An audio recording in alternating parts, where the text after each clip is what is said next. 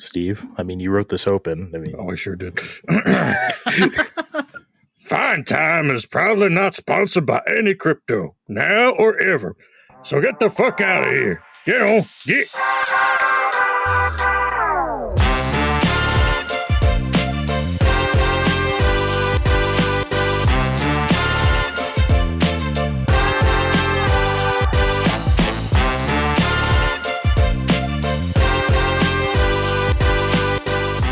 Hello, party people. It's your boy Dre. This is Fine Time. You sons of bitches, how are you? Everybody out there in video game land. You know what? I'm going to stop fighting it, okay? I want to say video game land. When I come on here, I keep denying myself this pleasure. I'm just going to say I'm not going to be ashamed anymore of video game land, Kevin. I'm sweaty and ready to go to video game land. Oh, man. Steve, have you ever been to video game land? I feel like I'm usually in video game land, but isn't that where Captain N took place? Yeah. Or Video Land or something 80s like that, where they tried to pretend they were separate from each other. Well, look, when you get sucked into your TV with terrible special effects, even for the time, you've got to go into video game land. We're getting a copyright strike for sure. Does anyone remember Mother Brain's voice from that show? Oh, if we examine that, we might we actually maybe we shouldn't. Never mind. Forget I said anything. So speaking of video games, since it's a video game podcast and all, I've been playing a few of them. I don't know about you guys, but I have been. And one of them is something that came out just after we last recorded that I was kind of hemming and hawing about. And then I stopped hemming and started hawing, or maybe vice versa, and bought Soul Hackers 2 when it came out a couple Fridays ago now. But yeah, just Soul Hackers 2 is the name, not Shin Megami Tensei Soul Hacker, or like, you know, this is a sub-series of Devil Summoner. So it's like, I guess Shin Megami Tensei Devil Summoner Soul Hackers 2 may have been a bit of a mouthful, but Soul Hackers 2 does the job. Wow, this is kind of weird. We don't really think about it this way, but considering the original was on Saturn and subsequently PlayStation, and I guess here in America we know it as a 3DS remake from what, now 10 years ago? It's kind of a long time coming to make a sequel to that. Now, I never played the original Soul Hackers in any form, including 3DS, so I don't know how much this ties into or what it matters. Steve did. Probably none. So maybe, well, I was going to ask you, maybe you could enlighten me, but you haven't played this either. So based on the trailers, I have no fucking clue how this possibly ties in. but see, didn't we go back? We went back and forth on this all summer, right? Because I kept sending you the next trailer. It's like, dude, what is this?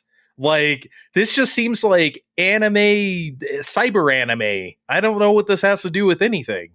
And based on other notes you have here, I'm still trying to find a connection, so keep going. Yeah, like, well, let's talk about it. That graphical style, it's like, it's cel-shaded, it's, I don't want to say cute, but it's just very anime, like very lock, stock, and barrel, not in a bad way, though. It really fits for this game and this tone. Because, yeah, it's like rated mature, like other Shin Megami Tensei games, because you can have a giant dick in your party or whatever. But like, you know, but it's a lot more lighthearted versus like Shin Megami Tensei 5 is like very dark, very foreboding. It has like a mood that is moody. This does not. This is a lot more lighthearted. I do like that we have an actual party with actual people again, because that makes me happy. That's something I always enjoy. I mean, as much as I didn't mind the demon catching and talkings to in Shin Megami Tensei 5 as I had in the past, I still don't really like anything that much party-wise where you just have demons, whether it's like, you know, Dragon Quest monsters or Pokemon or something. It's not really my thing. I'd rather have a party of actual people, and this does. And I like these characters. But one of the refreshing things in Shin Megami Tensei 5, sorry to keep comparing, but it was the last one I played and the last SMT game to come out, so whatever. But in that game, you don't have weapons, armor, accessories, all that shit is gone. It's all about affinities and, the demons you have in your party. That stuff returns in Soul Hackers 2, which is fine because this is a more conventional vibe. And I think that's the ultimate problem with this game, if you want to say it, if you want to call it a problem, is that it's just conventional. It's just a dungeon crawler in cyberspace and sometimes not cyberspace. The demons themselves seem like digital creations. They don't seem like real demons that almost, I don't know, like in a Mega Man Battle Network kind of way. Yeah, like Mega Man EXE is like a person, but it's also a digital being, that kind of thing. It's weird. It feels like Shin Megami Tensei on autopilot. It doesn't have that blistering difficulty, right, of like the main series, or it doesn't have like that Persona pizzazz. No, I did not plan that alliteration. I promise. I did not do that. Just came out of my mouth. Doesn't have like the ingenuity of like a Digital Devil Saga or like even like a Makken X, which I know is an RPG, but it fits in this context. It just sort of exists. Here's a SMT. It's cyber-y and anime-y. You'll like it, but will you really have that big of affinity for it? I think the answer is no. That doesn't mean that it's bad. It just means that this game is pretty much for Megaton diehards only. So, like, Steve, I think you'll really enjoy this game, but you don't have to take the $60 plunge that I did. You could wait for like a Black Friday or something, and you'll have a grand old time. Just don't, it's not very special. It's the best way I could put it. That sounds meaner than I intend, but I think you know what I mean. No, I get it, because I'm listening to you, and it really doesn't sound like a sequel to Soul Hackers at all. I mean, and I don't mean that in a bad way. I'm like, you're talking about a party cast of actual humans in your party. I'm like, okay, you had like, sometimes you had Nemissa, the in-game demon that possessed a human, join you, but other than that, maybe a rotating character now and again, so that really wasn't part of the game. The demons were definitely real in that game, so that doesn't really fit in either. So clearly, I don't know. I don't usually like to get hung up on a name, but they made a big deal out of this being Soul Hackers too. I think it's just something to call. They were making a dungeon crawling game, and it's like, well, we don't want to sink the money into it like Tokyo Mirage Sessions, right? Because that was expensive. This isn't a Persona. It's not, we just did a main series. It's not really that. I think they were just making a game and didn't know where to fit it into whatever, in either series, sub-series, or sub-sub-series. So I think Soul Hackers 2 just fit the bill. It just seems a little counterintuitive to me, as obviously a huge noob in this area. Like you said, this is obviously for mega fans of the series, but you're kind of describing it like it's much more of a surface level, much less deep experience. I mean, SMT is fairly niche as far as things go to begin with. Mm-hmm. I would think that the fans of the series would probably want something. If you're going to start going into SMT offshoots and you're that hardcore about it, you probably don't want something that's more surface level. Is that? Yeah, I kind of wish they like had that blistering difficulty. I miss it a lot. This game's really easy, not just by like SMT standards. It's just easy. Like, Steve, there's no like press turn icons. There's none of that. If you fuck up and hit like the wrong affinity, if they block you, none of that matters. You won't lose turns for it. All that's gone. It just plays out like a regular ass RPG. If they block you or resist you, fine. If you crit them, whatever. Like, I feel like that's a pretty defining feature that shouldn't go away. I mean, that stuff was in the first one. I don't know. It's weird. Also, like, you can autopilot a lot of this stuff. Like, if you, depending on the makeup of your party and whatever, and which demons they have equipped, that's another thing. Demons are like equipment. You just kind of attach them to your party member, and then they have those powers. That's how it works now. So you kind of get both. You get like the demon, like the switching demon stuff, like, oh, which demons do I want to use, plus the party member. So I guess you could say it's the best of both worlds, but it has a lot less personality as a result. Not that the characters don't have personality. I'm just talking about in battle. But yeah, like, you can just press triangle a lot of times and they'll just auto select a enemy and auto select an attack that's it's weak to. And just there you go. You can just kind of like mash triangle and win the game. I mean, again, you have to have those things like equipped on you. It's not going to do something that you're not supposed to do. At the same time, you can turn off your brain if you want. Sounds like something for Kevin to download onto Game Pass and crank out in a weekend. Then he'll be the third Megaton boy. I would never recommend this to Kevin. I would never recommend this to anybody. Again, that doesn't make it a bad game. It's just that like I cannot recommend this to anybody who doesn't already love it. Love the series. That's all. But one more thing I've also been playing. I've been playing the Turtles Cowabunga collection, and I'm not going to go through all the games I've been playing on it, but one thing I did want to touch on is Turtles in Time, because I hadn't played the arcade game since I had the SNES game. I only played that from then on, and then I hadn't played the SNES game since it came out. So, like, it's been a very long time since I experienced any of this stuff, and I used to play the shit out of Turtles in Time on SNES. Oh my god. I put hours and hours into, like, perfecting those levels. Came right back to me. That game is superior to the arcade version. It shocked the hell out of me. But there's a couple of reasons why that is, and I hadn't played the arcade version since I had the SNES, so I didn't remember. The arcade version suffers from the same thing all Konami beat 'em ups at the arcade do. That slippy, slidey feeling. Nothing feels solid. It's just like you're whacking on the buttons and you're doing your attacks, but like they don't really have a whole lot of knockback when you hit a foot soldier. It doesn't feel very solid or connecting. On the SNES, it does. There's like those punchy sound effects, and they get like they double over like when you hit them. You know what I mean? That doesn't happen at all at the arcade, or at least it doesn't feel like it doesn't. It feels like it has no impact. It's just something to put your quarters into, and it's like, hey, look at the turtles, right? Which is fine. I'm not. The arcade game is still great. It's just that the SNES game, it feels like more like almost like a Capcom beat 'em up, and I was surprised to feel that when I went back to that. So yeah, SNES is better. See, I'm not a total snob.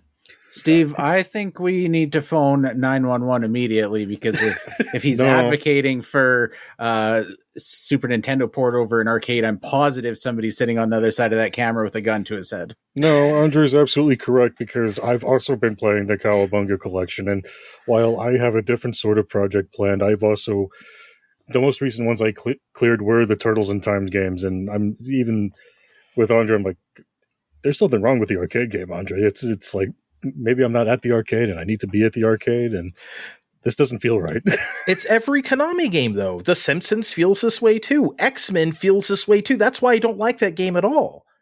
Like, because that's actually the worst offender to me. It doesn't mean that they're not fun. It's just that, like, there's a certain... You literally slide forward as you're, like, hitting the attack button on Turtles in Time. Your character is moving. It's weird. It's... I don't like it. All right, Steve, what you been playing? Okay, surprise from right before I logged into the show. I was getting some PC Engine mini time, and I was stuck. I was playing some East 1, and I was right before the last guy in that game's war. I think they call him Dark Fact. Dark Fact. And I got all my shit. Can I interrupt you real quick? Did you know that Dark Fact, his real name is Dark? His parents named him Dark. That is not like he didn't become evil and he became, now I am Dark Fact. No, he was born Dark Fact. I just wanted you to know. So I'm ready to go through the door, and oh no, I'm hit by a curse and I lose half my health. I'm looking through my shit. Oh, I feel like I got all my things. So this is an hour before we're recording. So here I am flipping through GameFAQs like a schmuck, trying to go through all the different versions of East 1, trying to figure out why this fucking door isn't opening. Oh, you got to talk to this guy you already talked to earlier after reading the book that's named after him. Where is he? All the way back on floor 11. So here I am making sure Adol gets the best cardio possible. Running back down the stairs, through the maze. It's like, And then the music stops because it's the Turbo CD version. Oh, hello. You have the thing. And now we have another blue amulet. Oh, I'm sorry. The blue necklace wasn't good enough. I need a blue fucking amulet too. I couldn't just wear it like this and have it be a blue amulet. It was Gemma, right? Luta Gemma? Yeah. Yeah. I already talked to him, but apparently I that wasn't good enough. I needed to read the book that I found later on and then go back and talk to him again. Yeah, the Book of Gemma. Duh. Yes. Don't you know anything? yeah, because I did this before on Wii. And I'm like, I should have. Heaven forbid I remember shit I did in 2008. I love his voice actor. It's so good. It's me, Luta Gemma. I make fun of that shit all the time. I cannot go any further. Good luck, Adol Christian. Honestly, though, for 1990, it's really good. Are any of those people still alive? Because they come on, they gotta be. Come on, I know. And so then, after I get the blue amulet, which I'm still failing to see a difference between that and the blue necklace, I'm like, okay, we'll strap this shit on my person. It has a different spray. Yeah, I'm starting the long track back up to floor 21 on the Tower of Darp. And then there we go. I am Dark Fact. You have no chance without the silver equipment. And then he flies around the room shooting fireballs, and I do my run foo into him, and he dies and melts into the ground, and then, oh, welcome to East. And now I'm going to start East 2 in the coming weeks. Hooray. I'm sorry. Did you just gloss over the best cutscene in TurboGrafx CD history? Because that shit was so fucking cool. Oh my god, he gets like anime beamed into Ease like that with to make it into battle. Oh, the best version of To Make It Into Battle? Holy shit. It's still so cool. I know it's like 30 years old now. It is great. It is remarkably silly, and it's fun in that way. But you know it's remarkably silly and not very fun? Mega Man X7. That's right. Remember episode 2 where I said, I'll get there someday. Andre's sitting there going, this isn't that bad. This is almost like, it's not as bad as losing your finger in a mini knife fight. Shut the fuck up. How dare you? Okay?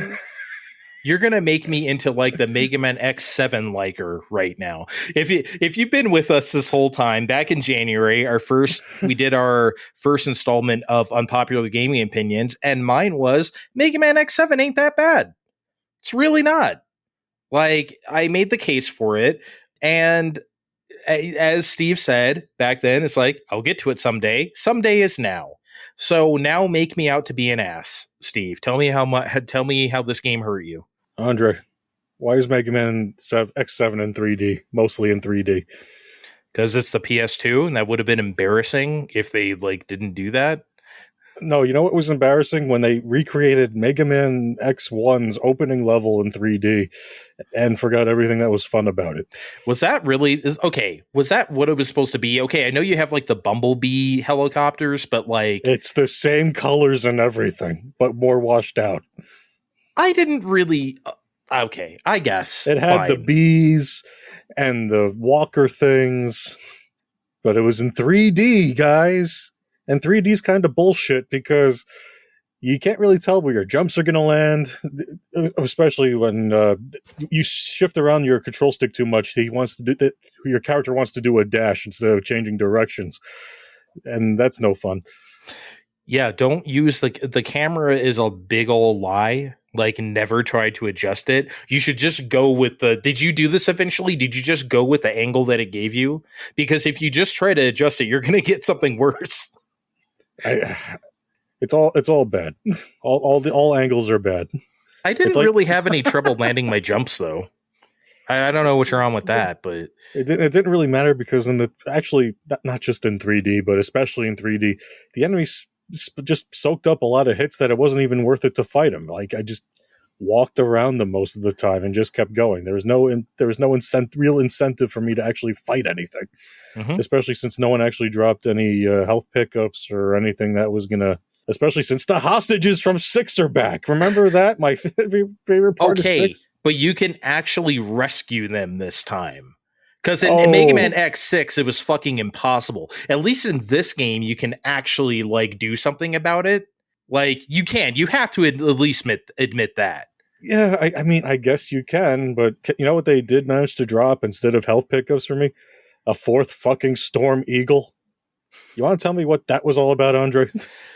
Look, I'm like notoriously bad at remembering bosses from especially Mega Man X ones because I played them a lot less because they're not nearly as good. Okay, so, but 4 of them are Storm Eagle. You got to remember the part where we're on an air base and all of a sudden we're at the edge of a 2-sided thing with 2 gaps at the end and a giant bird swoops down. We've now done this 4 times and we couldn't even make that one in 3D.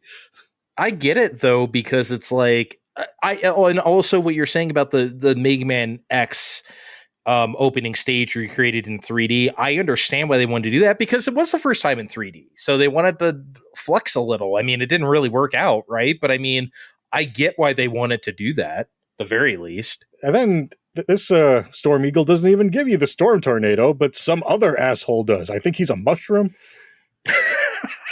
Yes. It is a mushroom. I can't remember his name right now because why would you remember the fat ass mushroom that gives you the tornado instead of the bird? Yep. Sometimes I think you guys are just fucking with me and you're making the shit up. Because you know I haven't played these games, and you're just wondering if I'm going to sit here and eat it up, saying, yeah, there's a fat mushroom, he gives you tornado, and there's all these storm eagles. I don't fucking know about this. We're just putting as much stuff as we can out there until you finally break. Like you just okay, you know what? No, I call it the mushroom. I call it no. I don't even know if there are 7 Mega Man X games. I kind of wish they stopped after 4, but. We all do. But speaking of half-assed abominations, let's talk about Axel for a second. He sucks.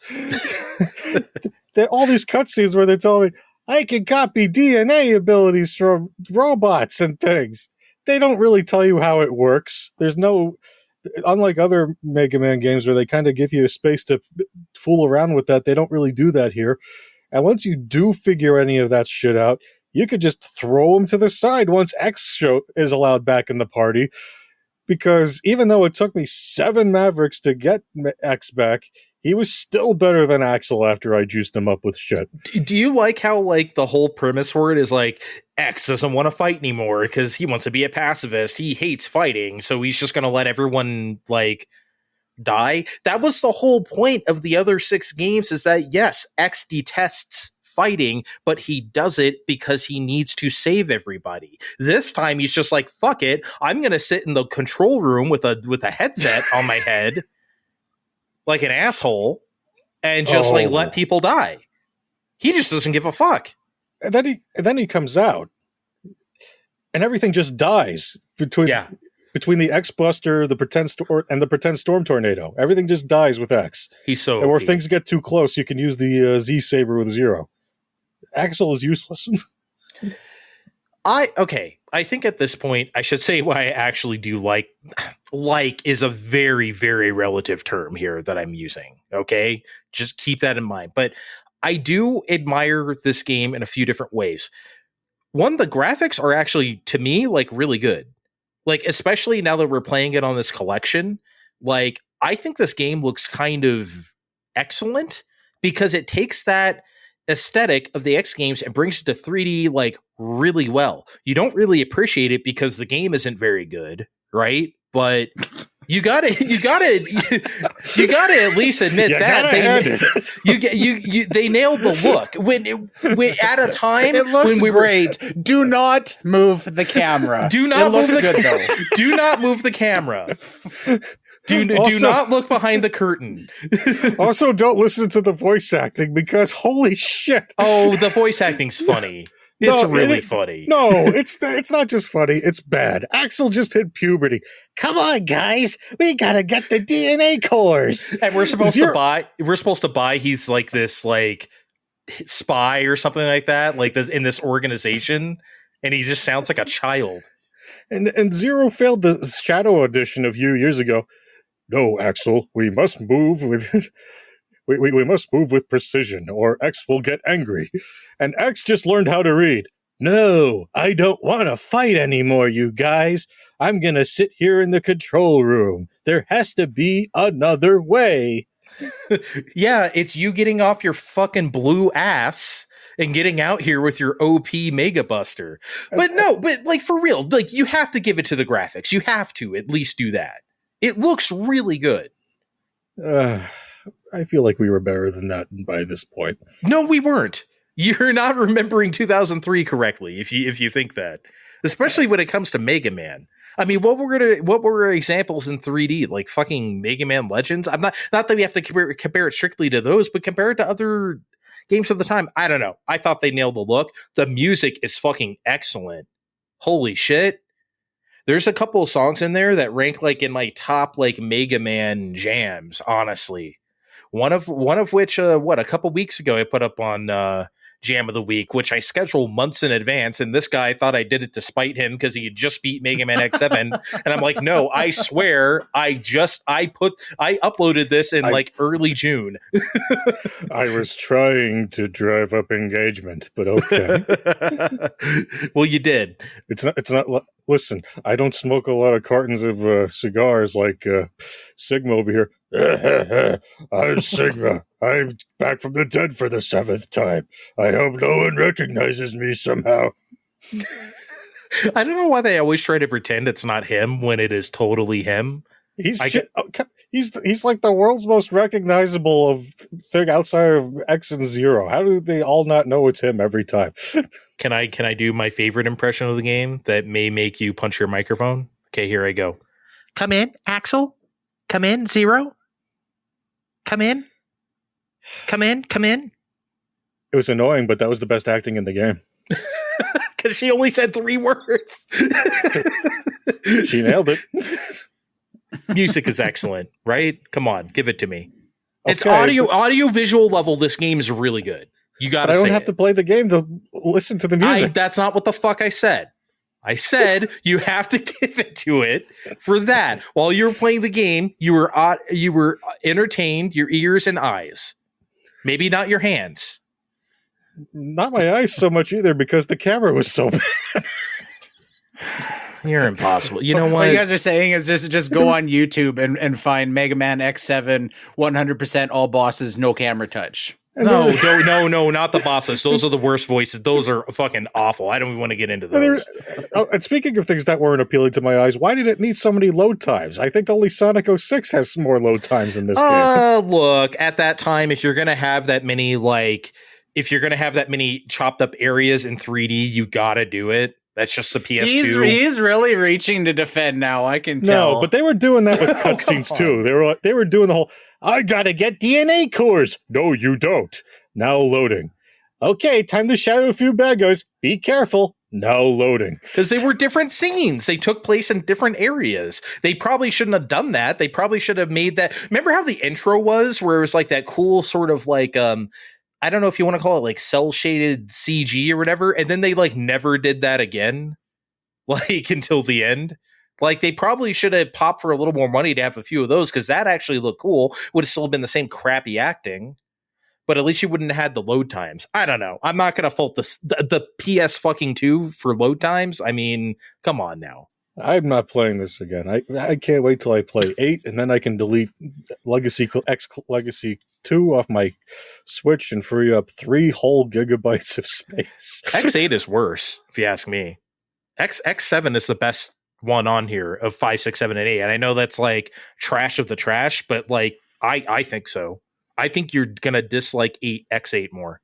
Turn on Rookie Hunter mode from the beginning. Don't even fuck around. Like don't even try to play it legit. I'm just warning you right now. We'll see. Kevin, save me from Steve. Tell me what you've been playing. Yeah, well, you know what's really exciting is the video game I've been playing is actually a real video game that I didn't make up to fuck with my friends. I promise Soul Hackers 2 is real. No, that comment was squarely aimed on Steve this week. Okay. I'm still keeping the Vita alive. I decided to play Tearaway. So if you're not familiar with what Tearaway is, it's a media molecule game, which has that very distinct media molecule kind of whimsical vibe. It's It's a 3D platformer with a fairly heavy emphasis on environmental puzzles. A very easy game. And this game is basically like gimmick the game. And that's fine. The entire point to this game, I think, is just to like make the Vita hardware sing. And I knew that going into it. Kind of the point to this when we talked about the Vita an episode or two ago. I was saying, well, there's like all of these cameras, and there's the touchpad, and there's the touchscreen, and there's all this stuff. The point of Tearaway was to make use of all of this, and it does a very good job of doing it. I'm not saying gimmick in a bad way whatsoever. I wish more games would kind of do this, where they take a concept and do something that feels like it's really built around it, not just take, the quote unquote gimmick of a console and have something that just feels shoehorned in to be able to say you're doing it. The only thing when we talk about the gimmicks, they do make use of that front-facing camera, because in this game, you, the player, the human, is the sun. And every once in a while, the sun shows up in the sky, but they don't give you any warning. So all of a sudden, the front-facing camera turns on. Well, I'm usually like playing this in bed, laying down on a pillow with no shirt on. So then all of a sudden, the camera comes on, and I look like Jabba the Hutt with 4 chins, like he was, accidentally caught jerking off, and his front-facing camera turned on, and then all of a sudden I just like, take a look at this, Sony. I gotta freak out as soon as I see my own face. I go, no, don't look at that, and then I aim it up at the ceiling for a little bit. So I wish they would quit doing that. Don't look at me, I'm hideous. I know. I've spent all this time with my Tearaway character and his paper penis that I've made him and everything. I don't want him seeing my fucking hideous face from that angle at all. Has anyone ever loaded Pornhub on the Vita browser? I've not got to that point with my Vita yet, but if we want to do a follow up on all of the all of the features, I can make the effort. Okay, thank you. What browser does the Vita run? Just it's Sony's proprietary thing. Just the same one you see on PS3 and 4 and 5. Got it. A browser that only does Pornhub, and that's it. The Pornhub. Fuck it, I'm buying a Vita. Anyways, other than my hideous face, a lot of these gimmicks are really cool. The rear touchpad especially, so there's parts where you can like stand on these basically drums. Anything that you can interact with the rear touchpad has the the PlayStation cross, triangle, square, circle print on it or whatever. So if you see that and you're standing on something, if you're on one of the drum pads, you just tap the rear touchpad and it'll bounce your character up. Similarly, there's also like that same design on thinner paper, and when you touch it, it actually shows a finger coming up from the back. So to solve some of the puzzles, if you've got to move around platforms or whatever, you stick your finger up on the touchpad, you see it pop through the screen, and then you can kind of like use your finger to manipulate where the platforms are, so you can jump around on them. And that stuff's not getting old at all yet. They also do a very good job of kind of like gradually introducing ththese concepts in new and interesting ways. There's a lot of customization with this game. I didn't really think I was going to be into that, but they make it simple and intuitive enough, but also interesting enough that it's hard to pass that up. So of course I've also got penis-shaped snowflakes around, but not always penises. Sometimes it actually inspires me to play it like they're like, okay. Sometimes there's a scrotum. No, I've been doing nice things, and how Media Molecule would have wanted it in a godly playthrough. Mm-hmm. They say, make a pumpkin, and I'll make the most fucking scary bitchin' pumpkin ever. And I've had fun with that stuff. All right. The art style, when I first went in, I was a little bit hesitant on everything's paper in this game, and it looked a little maybe just like haggard to me. But it really did grow on me. It almost feels like it's something that you've got to spend a little bit of time with to kind of get accustomed to and get what they're going for. So if you just see footage of this game and you're not really into the art style, that very well may change. It's almost kind of got this like Tim Burton-esque quality to the art style. So yeah, you know what? I 2 thumbs up. Tearaway is good, and definitely if you're curious about the Vita and you want to see why they've got all these fucking doodads all over that thing, then Tearaway will show you the way. Yeah, it's I wish I could remember more about it. It's been a very long time since I had played it, but yeah, that sounds about my experience with it. It was just a really cool concept. Real quick though, before we take a break, we also played the Splatoon 3 what was it? The Splatfest Premiere? Yeah, Test Fire. It's not called the Test Fire, you silly ass. Go back to Nintendo school. Ask the Treehouse is what it's called. They'll get fired if they say Test Fire. What? What? Yeah. Just what I said. But by the time anyone hears this, by the time anyone hears this, the game will basically be out. But I think it'll be good to just go over this real quick, just to set what we're expecting from the game or whatever. So for me, real quick, I really like the UI elements. The new UI elements are much appreciated. You can really see where people have died on your team and where they have died. So you'd be like, okay, I'm very aware of that. Almost like Overwatch. The best thing about Overwatch is all the UI stuff works in tandem perfectly. You're always aware of what's happening in the game, no matter where you are. And that's great. Even with like the wipeout, when you get team killed or you team kill them or something like that, that's very helpful to know that. The tricolor Splatfest are chaotic. They were also fun, but also very unfair. I was team scissors, and then halfway through the thing, they're like, now fuck you. And we end up with 0 points at the end of the Splatfest, which is like, not cool. I feel like if you're going to acknowledge a team is winning enough to like put them at a disadvantage, you should also reward that with points. So like, I don't know, that should lock in something in my opinion. Hopefully they continue to tweak that. The stages that I got to play on, which wasn't much because I was at work while this was going on, so I only got to play a little bit, but the stages that I got to play were admittedly a little underwhelming. One of them was from the original game, Mahi Mahi Resort. I guess it's from the original Splatoon.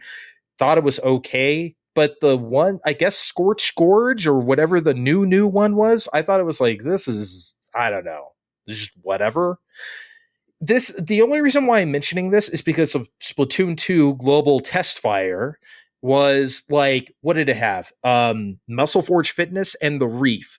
Bangers, right? Those two stages are fucking incredible. Then you get the game Starfish main stage, Humpback Pump Track, my absolute favorite course. I don't know, course stage, whatever.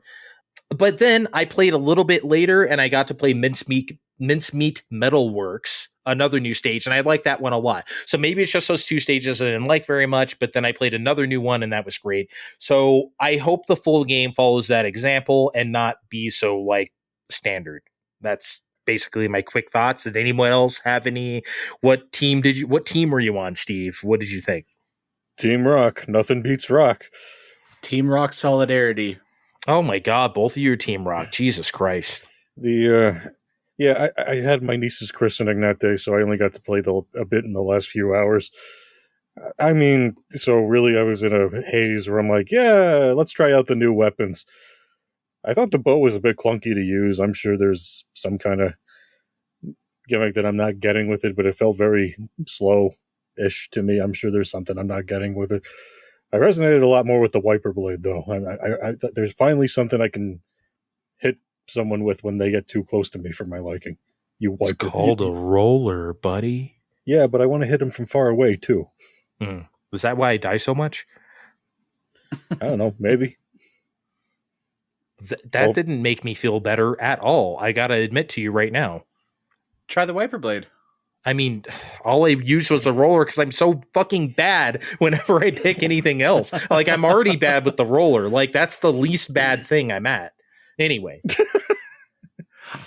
I agree with all of the, like, it seems like there's a lot of kind of subtle quality of life things and layout. I did run into, and I didn't get to spend a lot of time with this either. At one point in the lobby waiting area between matches, I seen both of you guys standing next to the door, and you had speech bubbles that said, I went up 3 levels or whatever it said. And I thought, okay, cool. If they're showing them in here, I should be able to go and join those guys' games. But looking at the time, neither of you were even online, and I didn't really understand the idea behind randomly interjecting your friends into that lobby. Did anybody else get that? Or I think they're just to show you what your friends are up to, but I think when it comes to the actual game, you will be able to go up to one of those ghosts and just join your friends. Because they showed that in the direct, but you weren't able to do that in this. But why would they show those ghosts if your friends aren't even online? Like, I would have thought at least, even if you couldn't join them in this, they would at least have to be online to, see them and interact with them. What I mostly saw for me was that when I got on a team of scissors and we all decided, keep playing or whatever, I saw those people in my lobby. Mm-hmm. Yep. So like, I figured, I don't know, for me, I had the same problem you did. It's like, okay, they're not online, so how come, like, I saw our friend Shellshock Prime, right? And I saw him on my lobby, and I didn't, you know what I mean? I couldn't interact or whatever. But I just figured that's because it's a test fire. I figure in the actual game, that's going to be different, personally. Yeah, I would imagine you're right. I hope so, because that would be kind of an unnecessary feature if that's not how it works. Yeah, we'll find out in 2 days. Less than that. People are going to hear this much sooner than that, buddy. That's hopefully Splatoon 3 works out in everyone's favor, makes everyone happy. We'll find out in a couple weeks when we come back for next show. However, on this show, we're going to take a break, so be right back.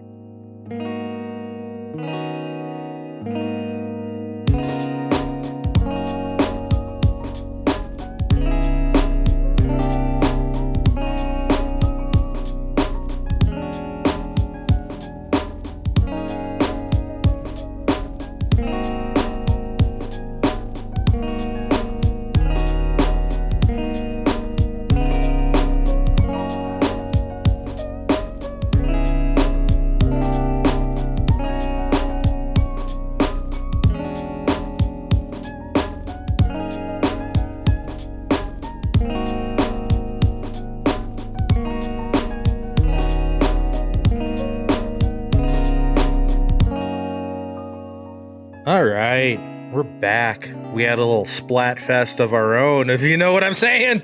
You know what I mean? Andre jerked off and forced us to watch. Hey, you liked it. I was not forcing. It was willing. You were willing. Oh, I was very willing today. We're going to have a little chat with Andre about what consent actually means after we're done recording tonight. Yeah, take it up to HR. Oh, wait, that's me. Okay. So, big questions for today. We want to start with something that broke basically today about Call of Duty and Microsoft and Sony and the whole bit, because that was really our first question, right? When they got acquired earlier this year, it's like, what about Call of Duty? It's the first thing we thought of. And I guess here we go. So, because Sony doesn't like the offer made to them to keep Call of Duty on PlayStation past the year 2024. This part I'm quoting from a story on it on The Verge. Microsoft had only offered for Call of Duty to remain on PlayStation for 3 years after the current agreement between Activision and Sony ends, explains PlayStation chief Jim Ryan in a statement. After almost 20 years of Call of Duty on PlayStation, their proposal was inadequate on many levels and failed to take into account the impact on our gamers. You want to guarantee PlayStation gamers continue to have the highest quality Call of Duty experience, and Microsoft's proposal undermines this principle. Let's start there. What the hell was he talking? What does that mean? Was the money inadequate? Was there some sort of like timed exclusivity Microsoft wanted that Sony wouldn't agree to? What the hell was a deal breaker here, Kevin? What do you think he's bitching about? Well, it was on many levels. I think maybe it's all of the above.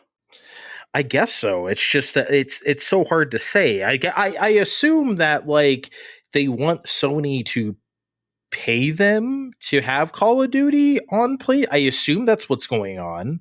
Basically, all of this is stemming from like the Brazilian competition board we mentioned last time when we were talking about Microsoft sales, being half a PS4, or the Xbox One being half a PS4. That's where that came from. This is all still stemming from that. And like a UK competition board is looking into the Microsoft acquisition of Activision Blizzard. Like, it's a whole thing, right? Because everyone's worried about antitrust and competition, blah, blah, blah. So the heat seems to be on Microsoft to make this equitable to appease these boards.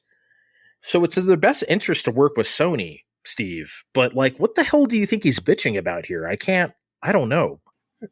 I guess something just didn't sit right with Microsoft. With Sony, I mean, I guess they were just kind of hoping things were going to just keep being the way they were, but maybe just a 6-month delay. But that seems catastrophic. Is Sony taking this position publicly? Like, could this be specifically to do with this competition board issue and them trying to like put the screws to Microsoft by making like just painting a picture that Microsoft is acting unethically as a whole? Does this go like far beyond Call of Duty? I mean, maybe, right? Because obviously, like, the Blizzard stuff is obviously still coming, whether it's Diablo 4, Overwatch 2 is happening next month, right? There's no doubt that those were still a thing, and it would be in their best interest to still have that be a thing. And it's their best interest to have Call of Duty still be a thing on PlayStation, the most popular console. I think that's a good idea, right? I don't know, man. I feel like if Microsoft just wants to like take their toys and go home, which they probably should, what's the whole point of even having Activision Blizzard if just everything's going to be, don't you do this for exclusives? How much do they need to like appease these other boards to say everything's on the up and up? Does that have to preclude a deal with Sony about Call of Duty? And it's like you said last time too, how much longer is Call of Duty going to be a thing? Mm-hmm. When they're talking about like 3 years after the current exclusivity deal, I feel like if we had a graph showing the peak and fall of Call of Duty 3 years from now, that line is getting pretty goddamn steep. That's what Microsoft is arguing. They're saying it's not that big a deal. Sony is trying to argue that Call of Duty is like practically an industry unto itself because of how much money it generates. That's their position. Obviously, the 2012 phoned Sony. See, but that's the thing. I don't know, man. I like any casual gamer I talk to, like especially at like customers or whatever at work, they all play Call of Duty. It's still a thing. I'm not saying they go out and buy every one, right? Who actually see that's what I want to know. How many like hardcore Call of Duty people are there? Like that buy every single fucking Call of Duty. Those are the people I think don't exist. Even that comment you just made to me is interesting because I'm not seeing that. People I'm talking to about video games IRL, I feel like especially the more casual audience, I'm hearing about Call of Duty much less. I feel like it's definitely more likely that I would hear Overwatch brought up than I would hear Call of Duty by just, your fair weather gamer. Or Fortnite. Yeah, maybe. Yeah, I don't know. This is a strange one, but we tend to think this is on the downtrend, Steve. If I was Sony, I'd be taking this as a big old wake up call to make the best darn kill zone we possibly could if I really felt like this was the market to be going after. But I don't know what they're really trying to do here.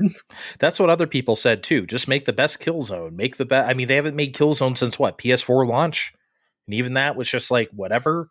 So like, I don't know. I'm sure that can still be a thing. Can we drag Red Faction out of the grave or whatever? Now that might be a little too topical now. I don't know. Like something can be done. Certainly.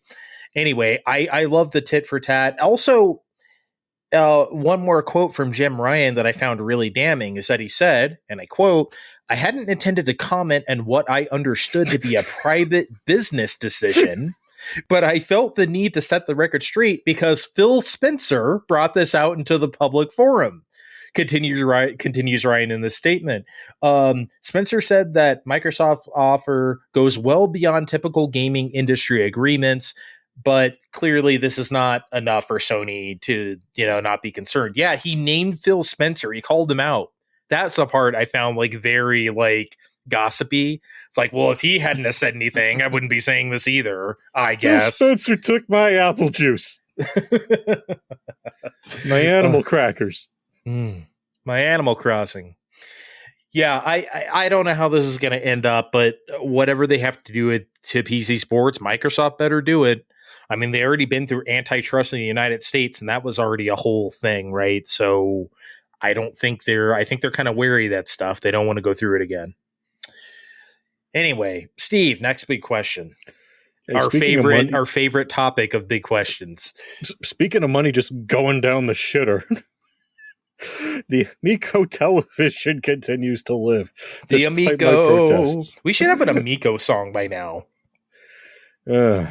Jesus Christ.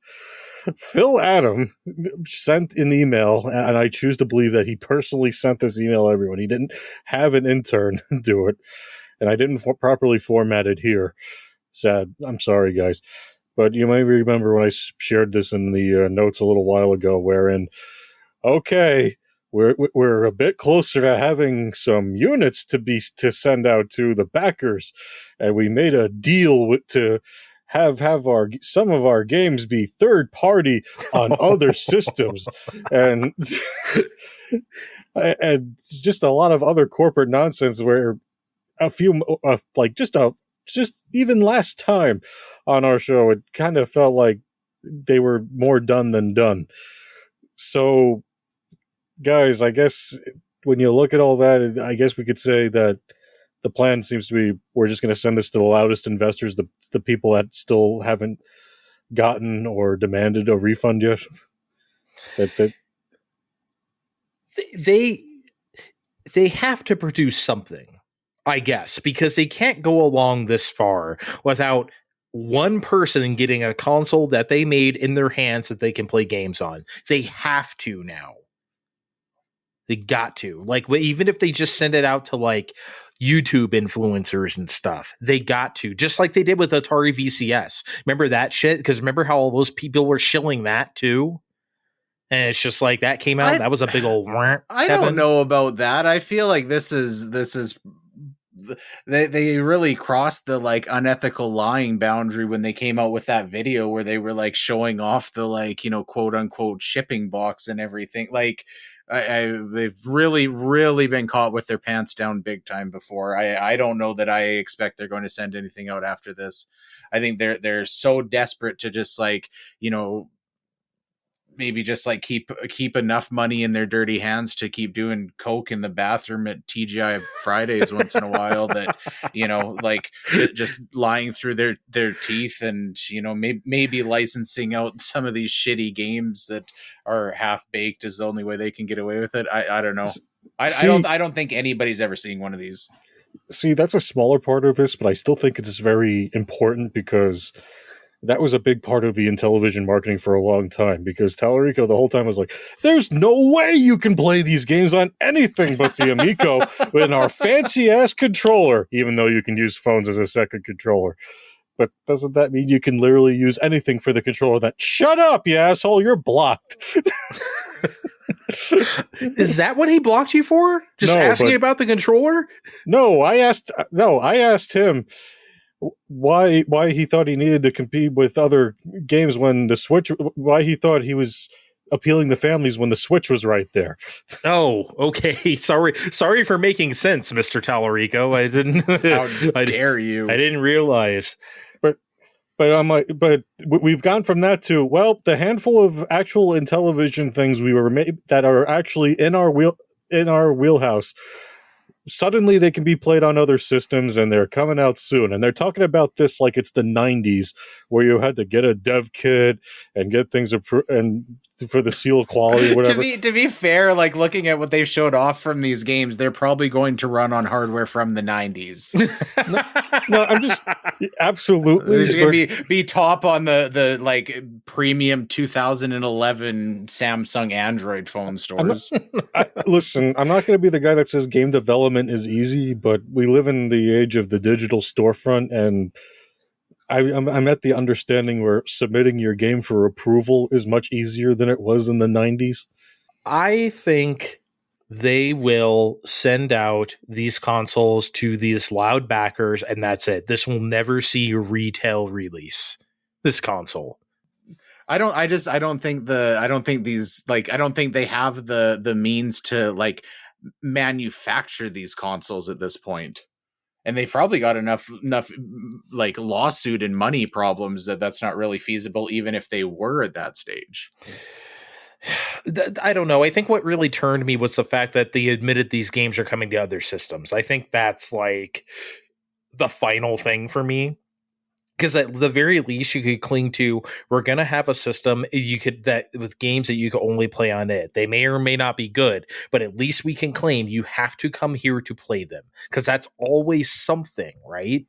But if you don't have that even, oh man. I'm sure I mentioned this on here before. There has never been a plan beyond release the system. It's not like other game consoles where it's release the system, but also other games are coming out in the pipeline.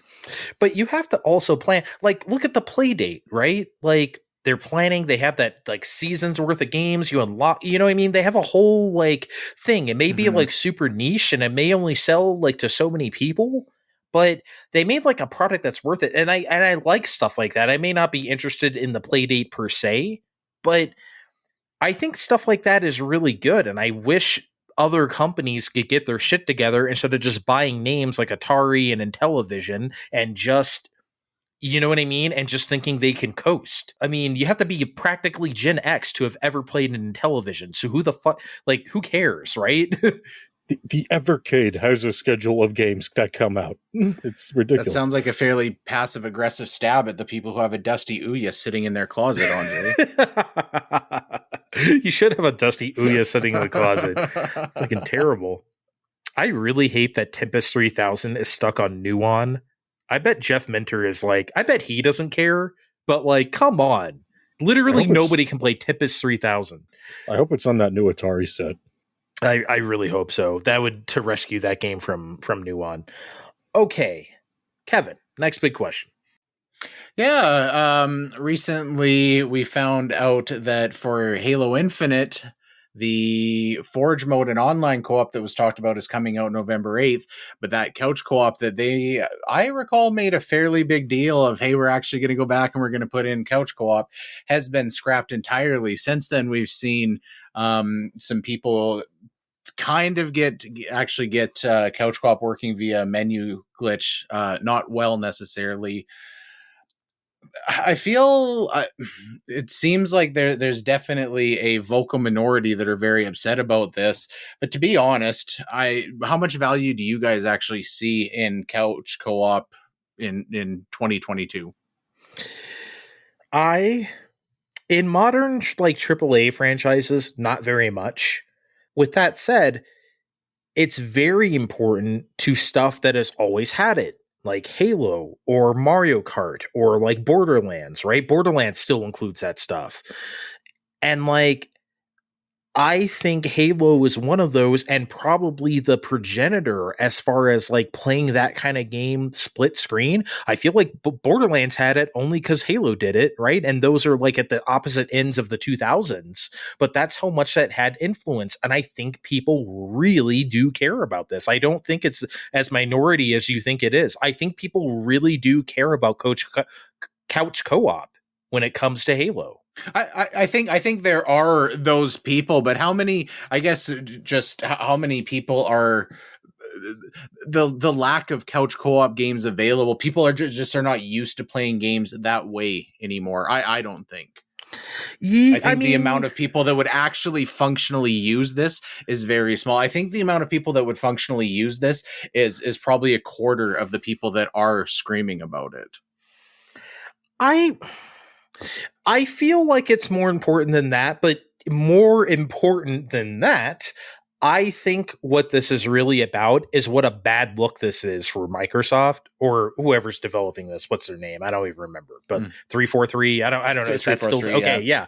I think it's just a extremely bad look for them more than anything because of the way this entire project is played out. So I guess the second part of that question, then, do you think that's finally going to be what forces Microsoft into, not just constantly relying on the, Forza, Gears, and Halo being the premier experience on each generation? Yeah, okay. like that's ever going to happen. Okay, you really don't think so? You don't think like after they got spanked last time, I mean, yeah, this is because of the Xbox One and its bad start, but you don't think it was because they know they can't just do Halo, Gears, Forza? That's one word. Look, I know they keep buying all these companies, but when are they going to start leveraging it?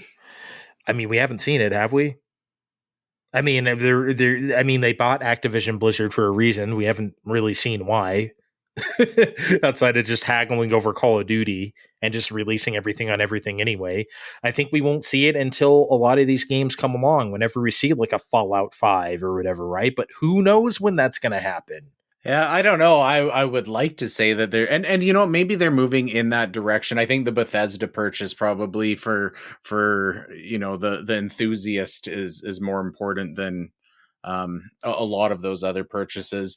But I think last generation they already knew they had a real serious problem with that, and if they couldn't have fixed it in a meaningful way yet, I don't know. But that's why Starfield getting delayed this year was like such a huge deal, because that would have gone such a long way to be like, we have this game coming in October or whatever that's going to be that's why that was so critical. And I understand, look, you got to delay it if you have to delay it, it's fine, but what a bad look. But I don't know, going back to the couch co-op real quick, I really do feel like that's something that if you say it was going to be in Halo, especially since it's been all the other ones, and it's something, no matter how minor, it is such a bad look to cancel that. I feel like that's just, I don't know. I can't really get over that one. I just, out of all the stuff that's gone on over the last year of Halo Infinite, whatever the release schedule, the multiplayer, the single player doing this, and the online whatever, I think this is like the worst they've ever looked. Even if they don't do it for Halo Infinite 2, they gotta do it here. Do you guys think that any of this has to do with their insistence that everything is still running on Xbox One? If they would have made this Series X/S exclusive, we probably would have been seeing couch co-op pretty easily by now. Yep, we're holding ourselves back. We keep doing it. I'm really sick of it. I thought we'd be over this by now, but we're not. If you want things to run on that fucking VCR from 2013, fine. But you're crushing yourself for the long term.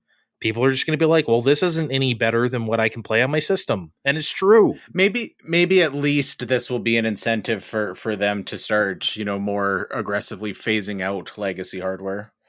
I really hope so. And but how else am I going to watch MLB TV on picture on a Microsoft Xbox? You can on the PlayStation 5 entertainment system. Well, good thing I have one of those then. Do you have our next big question?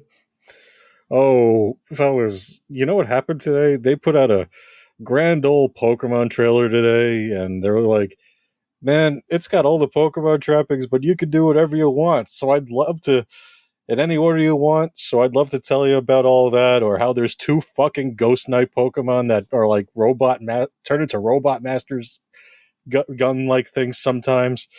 But no, I'm not going to talk about that. I'm going to talk about how, you know, those stupid not Pokemon games that pop up on Twitter and on YouTube, and we're all just sitting there like as sponsored content, and you're kind of just sitting there going, well, why doesn't Nintendo sue any of them? Well, it looks like the Pokemon company is suing 6 of them today. This particular game is, I guess, is Pocket Monsters reissue. There's like dozens of these. I feel. Hold on. We need to go over that. The game in question is Pocket Monsters reissue. They thought they weren't going to get sued by naming their game Pocket Monsters reissue and looking like that. You've got to be kidding me. The audacity. I see what you're saying, but I feel like there's been like at least that obvious of ripoffs floating around for years that have managed to get away with it. I guess so, and I think that's why they felt comfortable doing this, because like they haven't done anything before. Why would they start now? Now they're starting, Steve. Yeah. So VG 24/7 They're looking for $62 million in damages, as well as a public apology from the companies listed on the Chinese sites and social media places. 62 million pounds. Sorry, like Tencent and NetEase.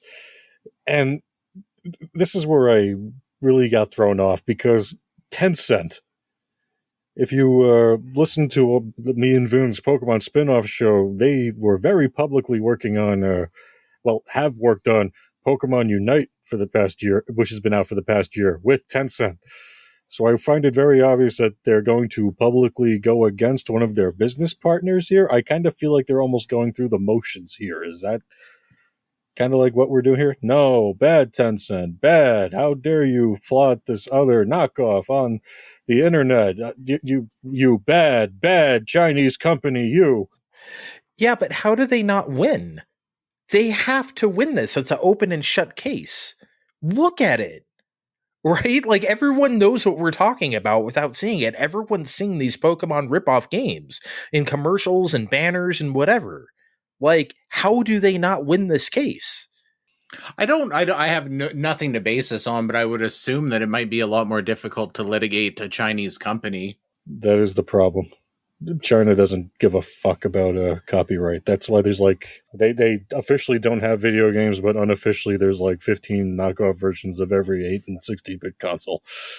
Yeah, it's just, I know it's the Wild West out there, the Wild East, but like, it feels like even for China, it seems that this should be a slam dunk.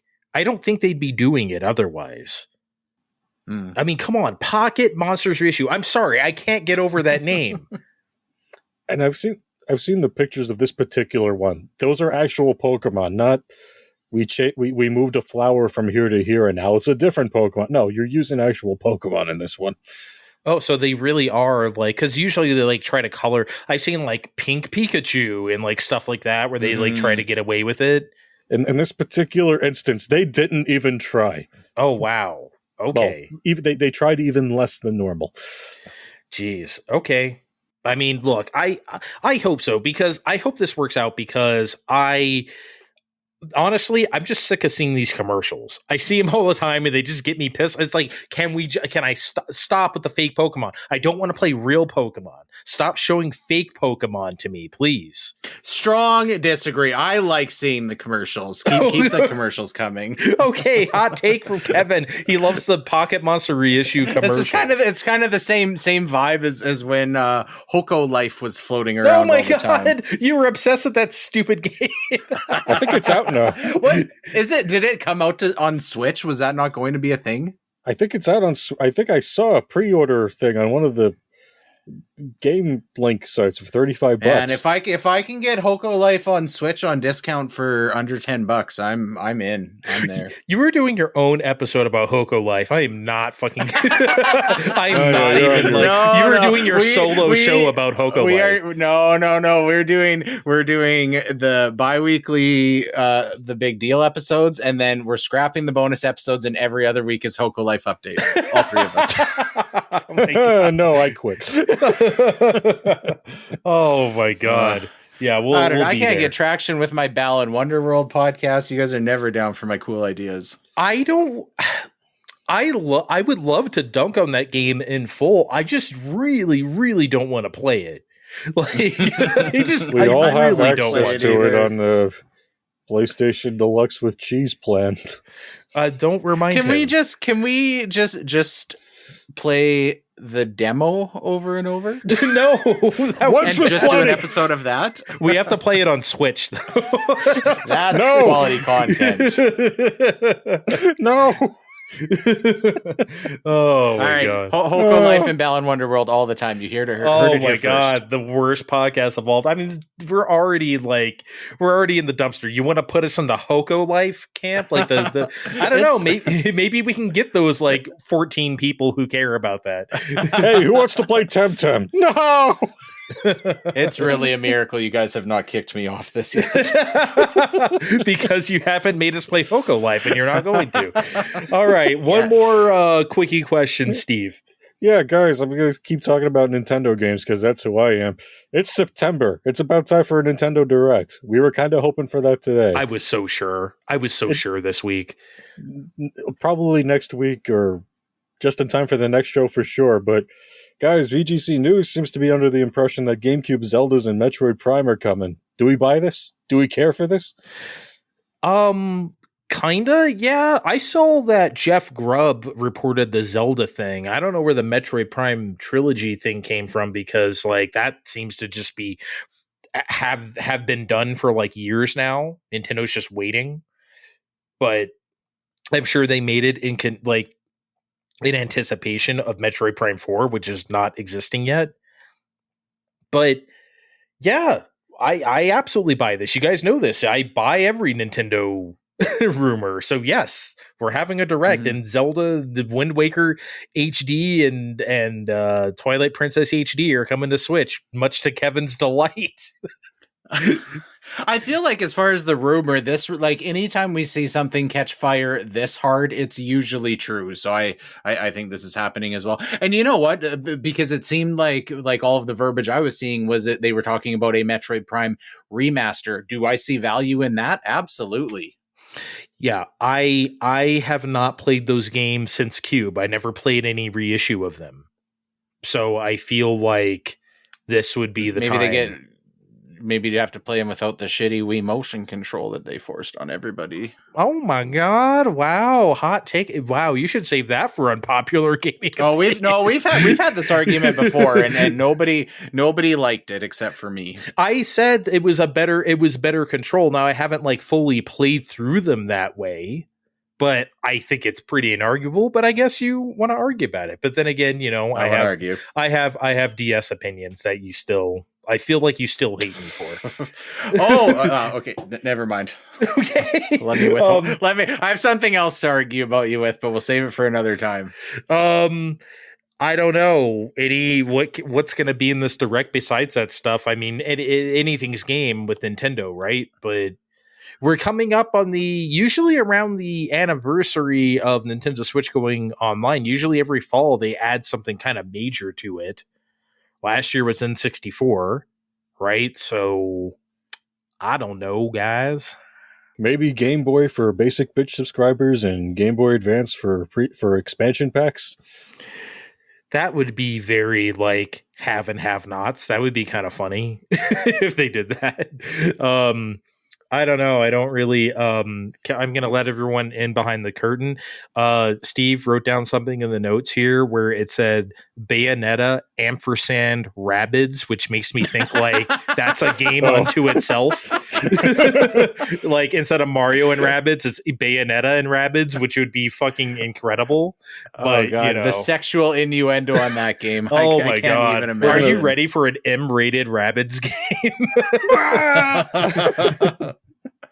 I'm not necessarily making this a wild card guess, but if I have a Hail Mary of something I think is going to happen before the Switch is over and done with, I think we're right for another wave race. I've been saying this for a hot minute. The physics we can do with like with waves nowadays with today's technology, holy shit. I've been playing Wave Race 64 on Nintendo 64 and Nintendo Switch Online. Yeah, Blue Storm is better, but I still like the N64 game. Yeah. Even that's still like very impressive. It's still really fun to play. What you could do nowadays, please, God, 60 frames a fucking second. Finally, give me 60 frames a second Wave Race in my life.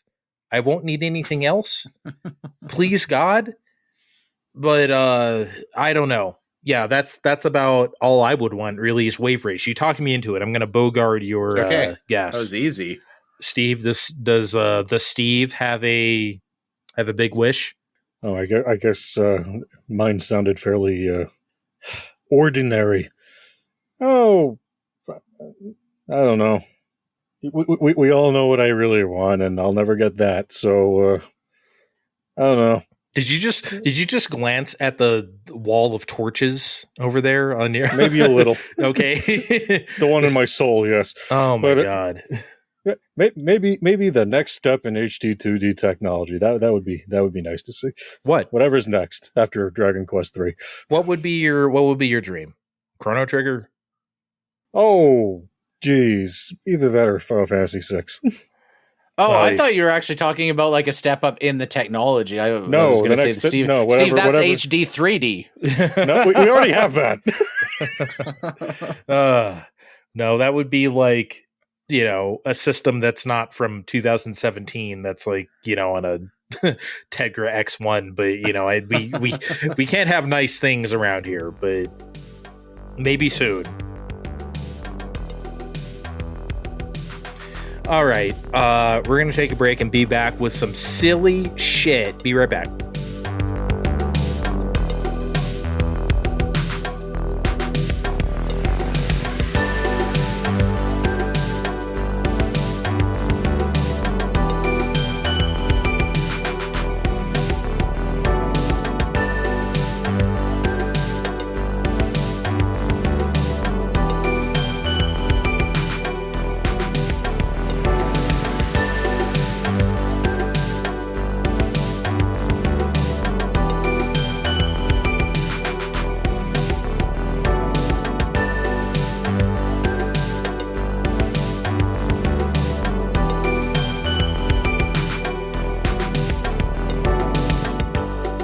We are back, motherfuckers. I don't know why I always want to sing into the third act, but I do. And that's I don't what I'm know why going you to do. want to call everyone motherfuckers in the third act. They know what they are. That or make up your dirty Splatfests. Oh, that was Act 2, baby. Don't tell everybody that we. It's like the showering together, like we talked about last time. Just don't. I mean, you know, let them think we may or may not. It's hotter that way. They know. Okay. Anyway, let's start this off. Kevin has a music question for me. I've been wondering what this is all week, so now I get to finally find out, Kevin. Yeah, I've specified this as I want to challenge Andre on something, and maybe he'll get a little salty. I don't know. Many moons ago, on our quote unquote previous creative endeavor, at one point, music streaming services came up, and Andre had specified that he subscribes to Tidal as opposed to Apple Music or Spotify, primarily because of the lossless audio and higher bitrate streaming. Now, here's what I think. I honestly do not. So I'm not saying that there's not a difference there, because I understand there is, but I think that the noticeable difference is so incredibly overshadowed by the quality of the hardware that you're using, whether it's headphones or home stereo or vehicle or whatever. I personally feel, unless you have like a multi-$1,000 stereo setup, you're not really going to be able to tell the difference. And I just had to put this out there. So feel free to defend. I can definitely tell the difference when I put on my Bluetooth headset. I use a Beats wireless headset nowadays for the most part. I can absolutely tell the difference if I play something on Spotify, which is almost never nowadays. It's just that someone links me, and you know they sometimes let you listen to a song or two without signing up for it or whatever. That versus I play the same thing on Tidal, guys. I fired up my Tidal and listened to something in master quality. The difference is, like, I don't want to say night and day, but it's definitely a big enough difference for me to absolutely prefer it, because until then, I still bought my music on iTunes. I still did music downloads because I just thought streaming was not good enough. And that was the best way, in lieu of a CD, which still sounds the best, but too inconvenient to use nowadays. It was the best option was to just download my music from iTunes, which is fine. I paid $10 or whatever for an album here or there. It's not really that much money. I didn't really mind doing it. And I don't know, Tidal just is the only one to have flipped me on that. I've just always felt that way about Spotify. But I will say this, Spotify has gotten a lot better in sound quality, because like when I first started trying it, I would say like 10 years ago, or maybe even a little more, it was dog shit. Like, there was no way I was gonna, like, I'm not saying it sounded like a real player from like the 90s or something like that. At the same time, like, it just wasn't good enough. But yeah, it's not like ridiculously stark, but it's definitely enough for me to, you know, notice. Now, if I'm just sitting around dicking around real quick and just playing something out of my iPad real fast, I'm not going to notice the difference there. But if I'm wearing headphones, absolutely. No question. I'm just curious, when is the last time you tried that? It just made me think about it, because I can very distinctly tell, you know, depending on I noticed a lot in vehicles seem like they have a fairly stark contrast in audio quality, and headphones as well. There's definitely times where I hear music streaming on Spotify, and it sounds what I would say is essentially immaculate, but I feel like the range in equipment I'm listening to it has a huge effect. Whereas I don't know, again, I haven't listened to Tidal directly, and maybe that would be an interesting way to compare it. I just have a really hard time looking at how much of a stark contrast there is between audio equipment, seeing the streaming quality really being able to play a meaningful factor into that, if it makes sense. Yeah, I think sometimes hearing is believing. Like Evan, he's appeared on the show one time way back in the last winter when we were talking about music. He uses like higher quality headphones and stuff than I do, like hundreds of dollars. Like, that's something that's very important to him. He puts a lot of money into that, and he always used Spotify, and I've always chided him for it until it's like, dude, there's this like free trial on Tidal. Why don't you try it? He did that. He's like, I don't know what the fuck I was doing all these years. You are absolutely right. I cannot believe interesting. it. You know what I mean? So I think you're right though with the equipment. The higher your ceiling, the higher Tidal or something like that will fill it up. You know, so I think what maybe you should do, like, I don't know how it works in Canada. Maybe you can try like Tidal for a few days or something and listen to it. I guess it's maybe the best way to. There's so much variance between audio equipment, and I do not have, you know, $500-600 headphones. Yeah. But I guess just with the amount of variance in, you know, if I've got like, you know, between low and then like moderately high mid-level equipment, the difference between there is so varied that the idea of like increasing the streaming service seems like it would be impossible to play a factor. But that's a good point. I should look and see if there is a free trial and see if I'm actually picking up on it or not. Yeah, give it a shot, and you may not, and I would be interested. So yeah, let's follow up on that and see where we can go. Yeah. So I also have kind of a music thing I wanted to talk about as well, and it concerns the Arctic Monkeys. You ever listen to Arctic Monkeys, Kevin? Is this a thing you've ever? I no. Okay, you've heard of them, or I've heard of them. Okay, I could not name a song. They're, you know, they've been around for 15 years now. I think I started listening to the mid 2000s when their first couple albums came out. So like, I've been a fan kind of ever since the beginning. Probably more since their second album, Favorite Worst Nightmare. That really kind of popped me. But they put out like 5 albums, and then like after 2013, they took a break for like 5 years. And then in 2018, they came out with a new record called Tranquility Hotel Base and Casino. It's as weird as it sounds. So like, they were kind of a very punkish kind of, you know, that they're from the UK. So they had that punk in them, but that 2000 style, not like pop punk, but you know what I mean? Just that sort of English style to it. And then as their albums went on, they got like a little heavier. Their third album, actually, if you're going to listen to anything, I think you should listen to their third album, Humbug. It's mostly produced by Josh Homme of Queens of the Stone Age. It has that like heavy sound to it. They slow it down a little. Their songs become like less punky and more like mid-tempo, but it still has like this foreboding heaviness to it. It's one of my favorite albums of the 2000s, honestly. So like, if you're going to listen to them, I think you'd probably get into that. How do you feel about Queens, by the way? Do you like Queens of the Stone Age? Is that like someone you're into? Yeah, but really? Again, that's one of the bands where I probably listen to primarily the hits. I really liked Era Vulgaris. Oh, okay, that's fine.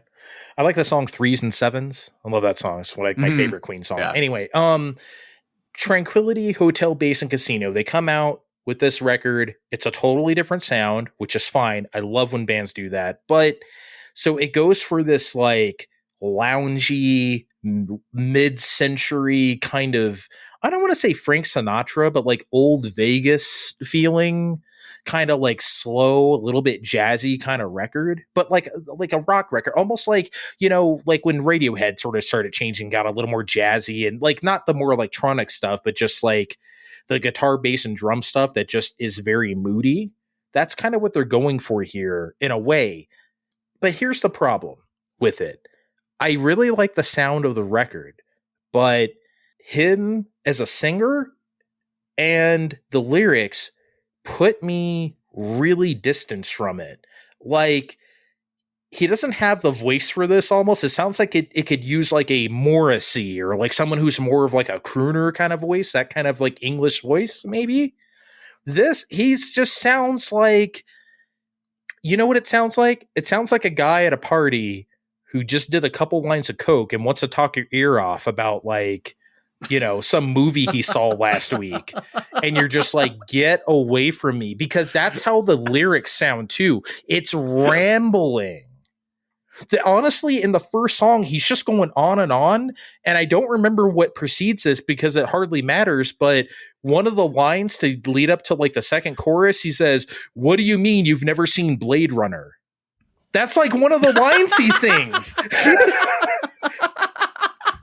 It's like, dude, what are you talking about? Definitely the guy doing coke at the party. Yeah, it's just like, yo, enough already. That's what the record feels like. Not every song, right? But it has that air to it. And look, I like the record. They're coming out with a new album actually next month. And I just heard the new single from it. It's in the same vein. It sounds like almost like a James Bond theme, like a ballad. You know what I mean? It has that feel to it. So they're clearly continuing on this path, which is fine. I'm glad that they're trying this again. I just hope they improve in the lyrics department. And that's what I wanted to bring to you, Kevin, because you've heard me famously say on this show, I don't care about lyrics. I don't really care what songs are about. I care about the feeling words give me. And it's like, so it's like, I don't like if a song is about, you know, killing someone and burying them in a grave in the desert or something like that. I don't really care about like the happenings or whatever. I just want the feeling of that foreboding, like, yeah, I'm burying a dead body. I don't really care about the specific words that are being said. Does that make any sense? I know that sounds weird. Yeah, but no, like, no. I think I just want a song about a guy killing a guy. Yeah, that's all. Anytime that kind of topic comes up, I always want to think about the Red Hot Chili Peppers, because that's like, to me, like the ultimate example. That the lyrics often make no sense and mean nothing, but it's just kind of like conveying that vibe as more of an instrument than anything. Yeah, that's what I think of it too. Lyrics as an instrument, like that's the perfect way to put it. Like, pop songs are often this way. They often what is I Want It That Way about? That doesn't make any sense, right? I never want to hear you say I want it. It's like, what are you talking about? Am I your fire? It's nonsense, right? I thought there was a song about ordering at Burger King. That's a different song. No, it's just like often pop lyrics don't make any sense. If anyone out there knows the REM hit from the early 2000s, Imitation of Life, that song is like beautiful nonsense. That's to me like, but it gives you a certain feeling, right? I don't feel anything from the lyrics of Tranquility Hotel, Base, and Casino except get away from me, man. Go get another Jack and Coke and talk to someone else. Now, admittedly, when you were saying he said the lyrics, what do you mean you've never seen Blade Runner? And for some reason, I'm very familiar with Blade Runner, but I just conflated it with what do you mean you've never seen Blade, which made it that much funnier. I would be much more offended if someone's never seen Blade than Blade Runner. I don't know. I guess what I'm ultimately asking is like, maybe I'm becoming, I don't know, in my old age of 40, I'm becoming more caring about lyrics because I feel like 10 years ago, this wouldn't have bothered me at all. I'd just be into the vibe and whatever. Now I want him to say something. You know, the way you described it is it is a vibe thing. Is that even necessarily a lyrics thing? Like, I think the content of the lyrics can still play a factor when you're talking about using the lyrics as an instrument, right? That still like captures that vibe. do you think he could have used those same lyrics in a different, or maybe somebody else that you would have felt would have been more adept to the lyrical style you felt would have been suitable, using literally the same words, maybe would have felt more appropriate? Yeah, he's just not selling it for me. Maybe that's it, because he's, like I said, this album is a big musical departure for them. They've never done songs like this before. So, because usually he has that, he's one of those people who you can tell they're British when he sings. He has that kind of accent, you know what I mean? So, like, and usually people lose their accent when they sing, not this guy, right? So it's that Britishness to it is key to their sound, I think. And I think when he sings like this, he loses some of that to a degree. Like, so I don't know. I hope this new album coming out, I really like the advanced single that I heard.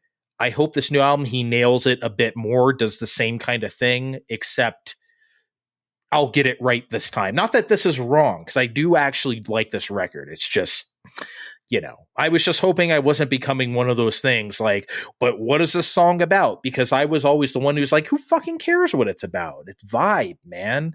I was hoping I wasn't getting past that, but maybe the next album. If the new album has another Blade Runner reference, definitely make sure to update us on the show. I will for sure. Okay, we promised this last week or last time on the show that we were going to talk about our favorite or first sexy things that we've seen in video games as young men, and we went like, ooh, baby. That's literally what you said, right? Kevin, when you first saw Bayonetta, you went, ooh, baby. Exactly, with the same inflection and all.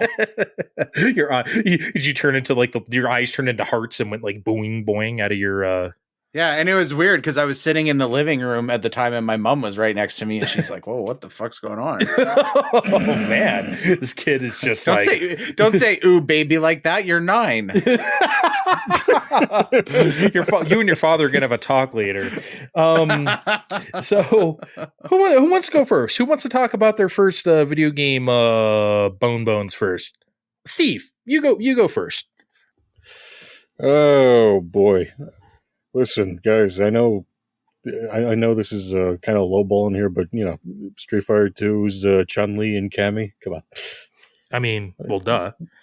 Yeah, I know, well, duh, but those were I guess I saw them a lot, and you know, repeat exposure. So, did you repeat anything else when you were exposed to them? Especially them legs, you know. Who said that anyway? Cammy has legs? I never noticed. Yeah, but I just want to say real quick, when it comes to Street Fighter, is Amico for me. Oh my god. Yeah, but she didn't exist we're talking about first ones. So I know. I'm just saying if we're gonna talk Street Fighter girls, I want everyone to know I'm an Amico freak. That's all that's it. I can't use her, but I like her. I'm just reminding everyone that I'm old, and I'm also old enough to cheat a little. And I'm remembering the first season of the Pokemon anime. Yes, I know it's not a game, so I'm cheating here. But guys, they were horny on that show for the first season or show. Were they really? Because I don't remember. I mean, I watched a fair amount of it. For a kid's show, it was about it. For an anime even that was aimed at kids, it was there was a girl on every week that poor old repressed Brock was trying to go for, and they all turned him down.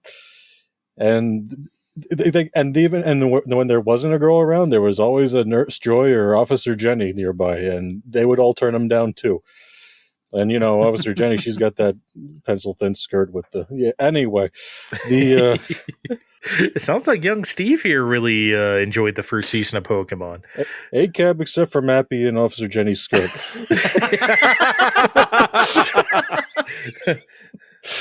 It's kind of weird because you would think Brock would be the guy that would be raking in the ladies too. I feel like, well, yeah, but like you're just reminding me of Pokemon Masters right now and how horny that game is.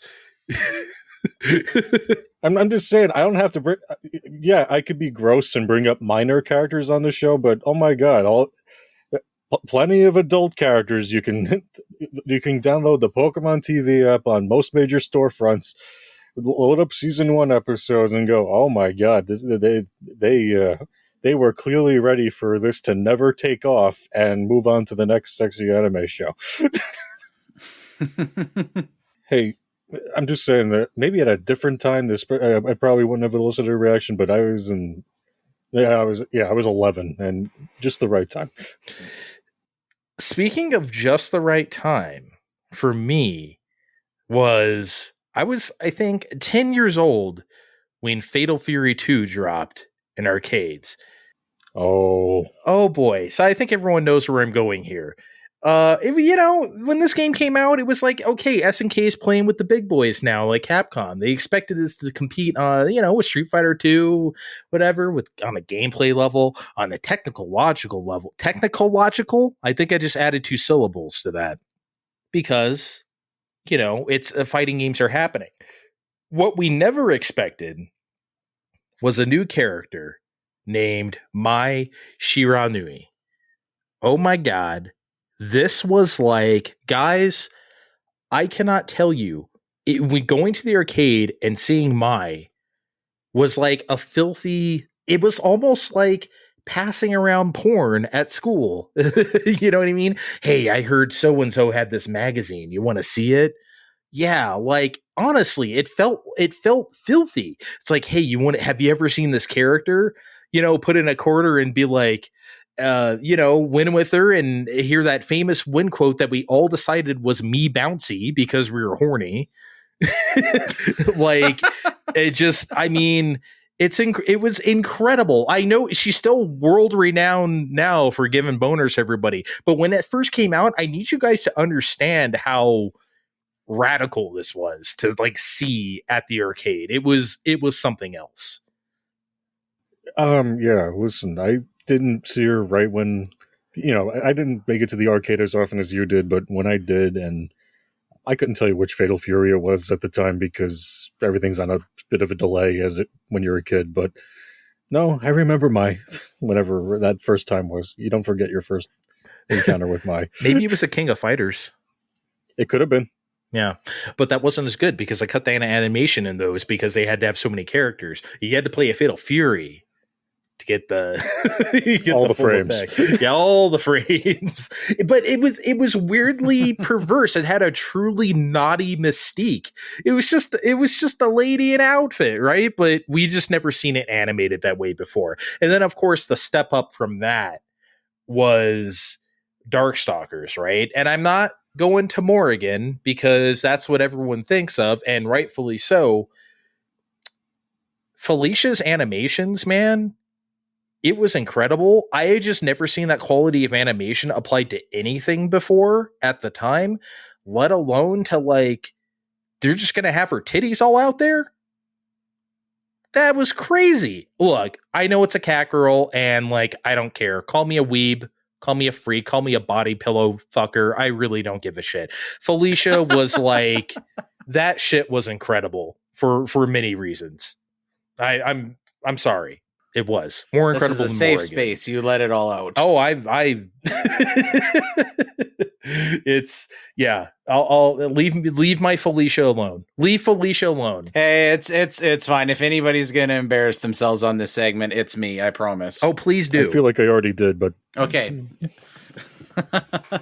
Well, first of all, I have to cheat a little bit and expand a bit beyond video games. I want to give a big shout out to Electronic Gaming Monthly because in the early 2000s, especially around the time that Dead or Alive Extreme Beach Volleyball was coming out, I was a little too young to safely have the Maxims or anything laying around the house. So EGM was a handy resource, I will say. Victoria's Secret catalog here, but who's counting? Secondly, I guess everybody has to have the fighting game lady. I was not a fighting game kid, but I did have Soul Calibur 2. And do you guys remember Ivy? Because that was yes, 100%. Link brought me, but Ivy got me to stay. And she absolutely took priority for the outfit unlocks, and there was some good outfits. Oh yeah. All right, so Moving on. I almost should have just left this one out, but for the sake of the show, when I was a kid, I didn't have a PS1, but I had a friend who had a PS1, and they had memory cards. I've never even seen these since, but he had a memory card, and the like top half of the memory card was like the bust of Lara Croft. Oh, and I'm just saying, I probably had some impure thoughts about a molded piece of plastic around that time. Kevin, I need to call you out on this one because I have seen this memory card before at other people's houses, and that wasn't doing it for me. Hey, you know what, Stephen? I'm a man strokes, of culture. Right? It's okay. If you can appreciate that fine piece of ABS plastic, then that's your problem, buddy. This feels like a good thing to admit right now. I may have said this on the show before, but it bears repeating if I already have. So when I first got my HDTV, this would be, I think, like fall-ish 2006. And it was shortly before Wii came out, which was not the thing to be playing on HDTV, but whatever. It's what happened. But before that, I remember I got the TV at Circuit City. So this is how long ago it was, because Circuit City existed. And me and my friend went to his house. We had our mutual friend's Xbox 360 that we had borrowed from him, and Dead or Alive 4, which you could put in watch mode on any old skimpy outfits you want. So the very first thing I did with my very first HDTV is hook up an Xbox 360 to it and play Dead or Alive 4, or watch Dead or Alive 4 in watch mode on the Vegas level with two girls in the skimpiest bikinis we could find for like almost 45 minutes. We watched this. Hell yeah. We just look, because like, I mean, it wasn't all pervy. I mean, we were mostly looking at it's like, wow, like the graphic, you know what I mean? Because we had never really seen like HD graphic. But I mean, believe you me, there's a reason why we chose those. I mean, it's not like we chose Base Armstrong and Ryu Hayabusa. No, we chose if you really wanted to look at some graphics, which we eventually did pick other characters and to look at neither of us actually liked Dead or Alive, so really it was just to ogle on the HDTV, and ogle we did. I feel it's good to get that off my chest right now. Sick bastards. Yeah.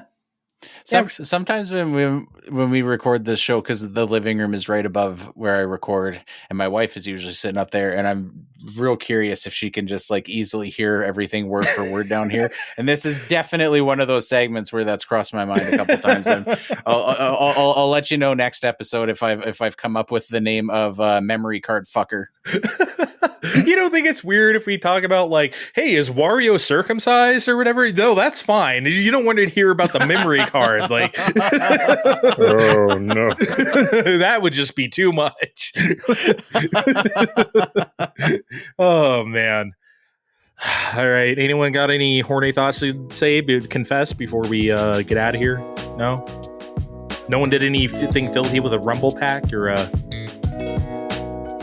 I've admitted enough this week. Okay. Steve's just looking at me, so I'm going to take that as an admission of guilt. So let's just get out of here.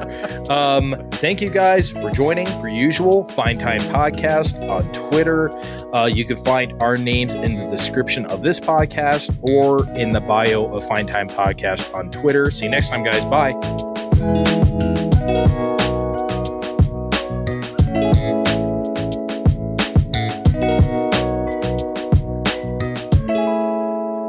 Thank you.